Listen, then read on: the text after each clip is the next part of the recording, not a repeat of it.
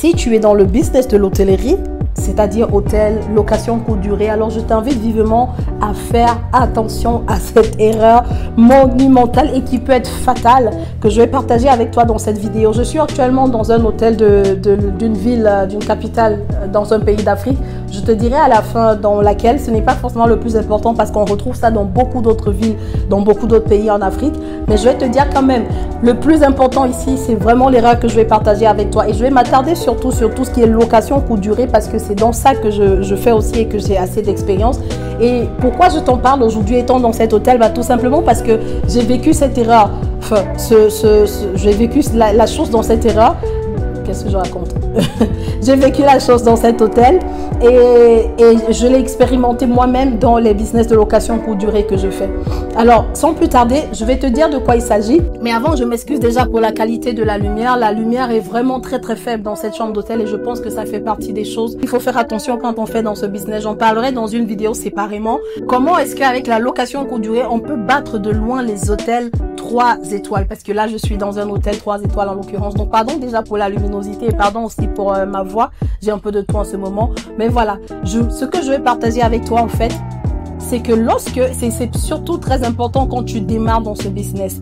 Lorsque tu recherches le bien, pour ceux qui font dans la location courte durée, qui vont acheter des terrains pour construire bien, qui vont acheter des maisons déjà construites ou des appartements, ou alors qui font même dans la sous-location courte durée, c'est-à-dire qu'ils vont louer des appartements aménagés et les sous-louer, ce que je fais en l'occurrence, c'est que dans la recherche de logement, fais attention à tout ce qu'il y a autour. Ne te concentre pas seulement sur la qualité de l'appartement, c'est-à-dire ce que tu vois à l'intérieur et à l'extérieur. Quartier important selon la cible que tu recherches, mais l'environnement, ce qu'il y a tout autour de l'appartement, c'est super important. Pourquoi? Et c'est ça, cette erreur monumentale. C'est que lorsque tu tombes dans un logement, il y a des bruits tout le temps. Et vous savez comment chez nous en Afrique, quand on veut faire du bruit, c'est vraiment abusé, quoi. C'est dans l'extrême.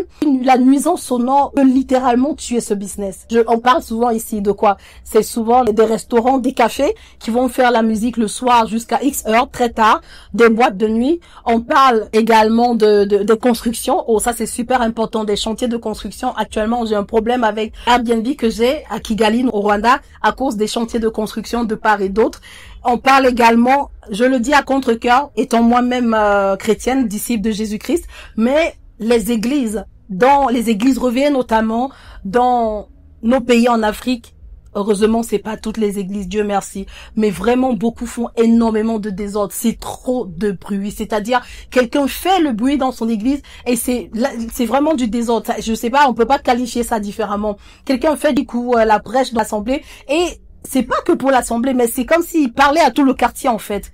Et du coup, ceux qui veulent dormir tranquillement le matin, ils peuvent plus dormir en fait.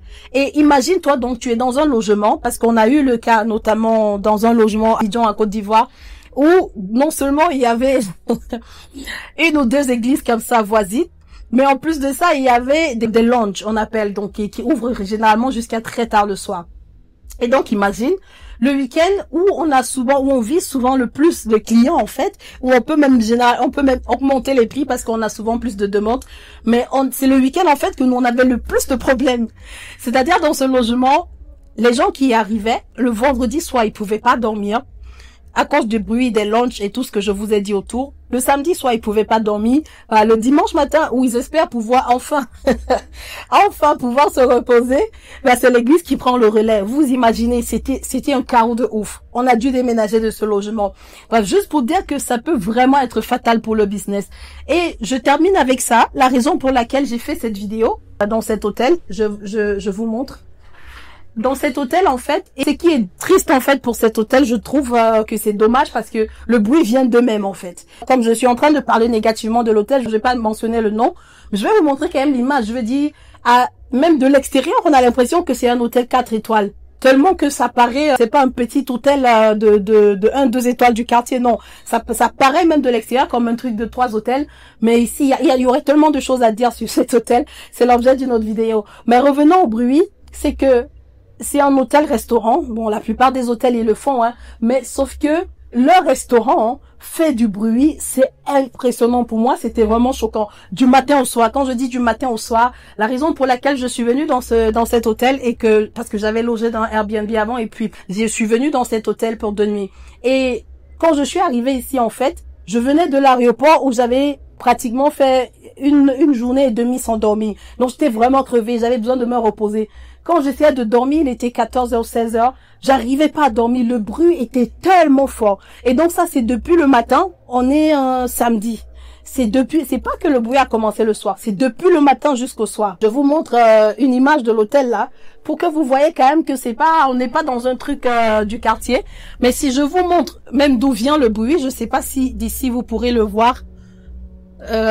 Donc le bruit vient du restaurant de l'hôtel. Ils ont un baffle de malade et ça rentre dans presque je dis dans toutes les chambres de l'hôtel, je pense pas. Mais pour dire que même la chambre dans laquelle j'étais, ils m'ont mise d'abord dans une chambre où j'ai demandé à changer de chambre parce que là-bas, c'était le bruit de la cuisine. J'étais littéralement en face de la cuisine de l'hôtel, du restaurant. Et toutes les assiettes qu'ils avaient, tout ça rentrait directement dans la chambre. J'ai demandé à changer.